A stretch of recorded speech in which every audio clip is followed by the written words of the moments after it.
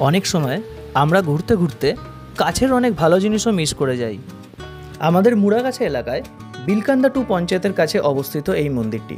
চলুন আজ আমি আপনাদের এই মন্দিরটি ঘুরিয়ে দেখাবো এবং বলে দেবো যে এই মন্দিরটিতে কিভাবে আসতে হবে। এই মন্দিরের দুটি গেট আছে। চলুন গেট দিয়ে ঢুকতে ঢুকতে এই মন্দিরের সময়সূচি আপনাদের দেখিয়ে দিই। মন্দির খোলা থাকে সকাল 6টা থেকে দুপুর 12টা এবং বিকেল 5টা থেকে রাত্রির 8টা পর্যন্ত।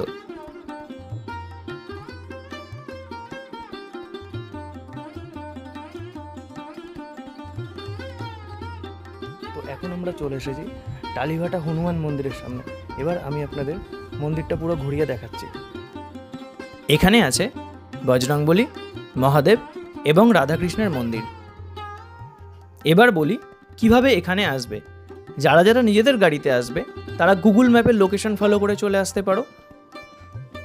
আর যারা পাবলিক ট্রান্সপোর্টে আসবে তারা সোদপুর মধ্যমগ্রাম রুটের যে কোনো বাস বা অটোতে উঠে নেমে পড়তে হবে বিলকান্দা 2 গ্রাম পঞ্চায়েতের সামনে। সেখান থেকে টোটো ধরে চলে আসতে পারো এই মন্দিরের একদম সামনে। চলুন এবার আমি আপনাদের বজরংবলী মন্দিরটি প্রথম দেখাবো।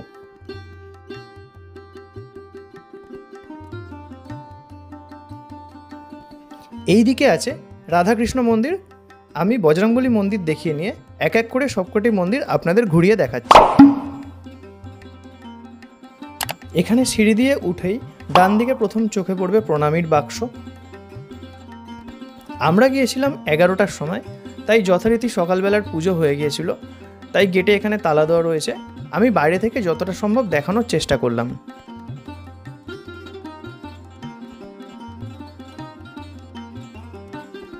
মন্দিরের চারপাশটি খুবই পরিষ্কার পরিচ্ছন্ন। সবথেকে বড় কথা হলো এই মন্দিরের চারপাশের পরিবেশ খুব শান্ত এবং মনোরম।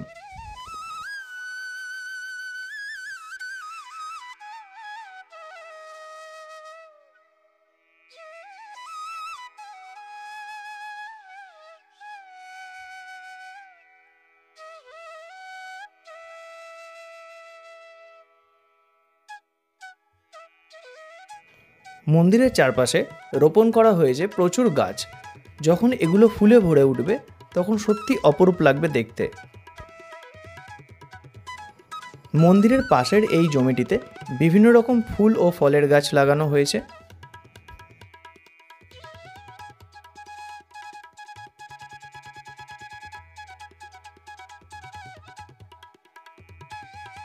বাগানে কর্মরত এই কাকুর থেকে জানতে পারলাম যে এই মন্দিরটি নির্মাণ কাজ সম্পূর্ণ হয়েছে সবে 4 বছর হলো। এই মন্দির চত্বরের আরও একটি আকর্ষণ হলো এই মন্দিরের একপাশে রয়েছে একটি বাঁধানো পুকুরঘাট এবং রয়েছে দর্শনার্থীদের জন্য টয়লেটের সুব্যবস্থা। চলুন আপনাদের সেই দিকটাও ঘুরিয়ে দেখাই।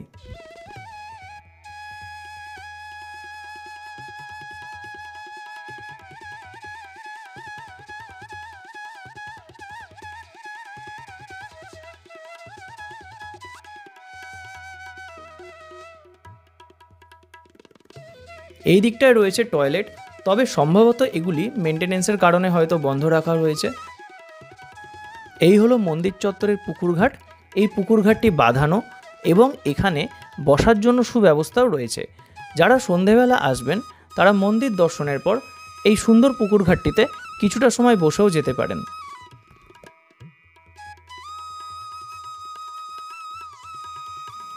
এখানে চারপাশটা খুব সুন্দরভাবে আলো দিয়ে সাজানো রয়েছে।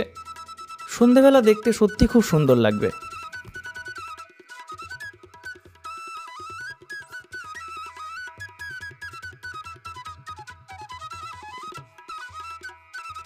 এখানে ডাস্টবিনও রাখা হয়েছে, তাই কেউ কোনো নোংরা ফেললে অবশ্যই এই ডাস্টবিনে ফেলবেন।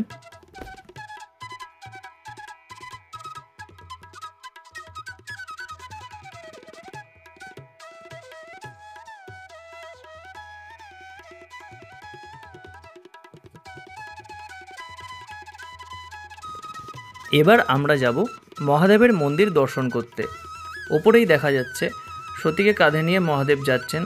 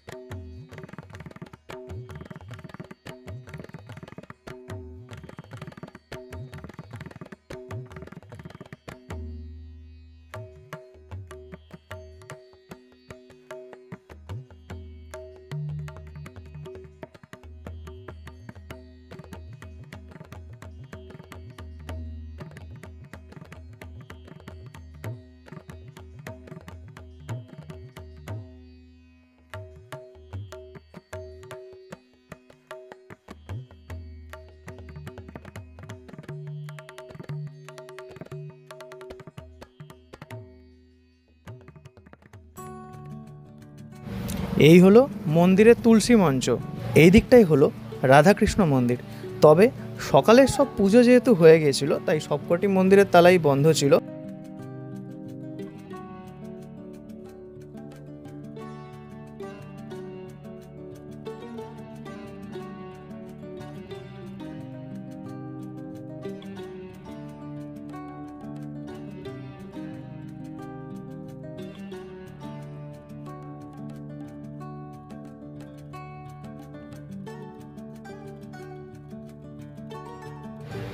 আমরা আবার ফিরে আসলাম এই পুকুর ঘাটটিতে।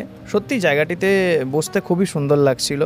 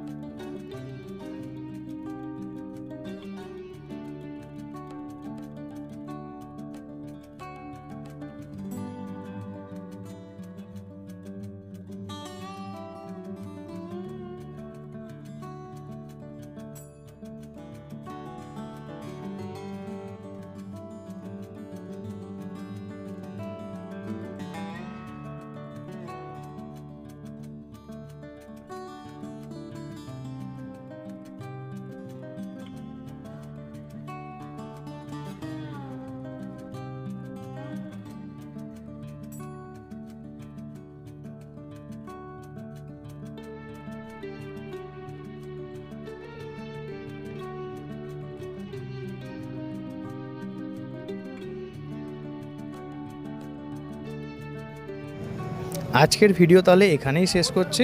তাহলে একদিনের জন্য সময় বার করে চলে আসুন এই মন্দিরটিতে। তবে এখন যেহেতু গরমকাল পড়ে গেছে, চেষ্টা করবেন সন্ধ্যের দিকে আসার, খুব সুন্দর লাগবে।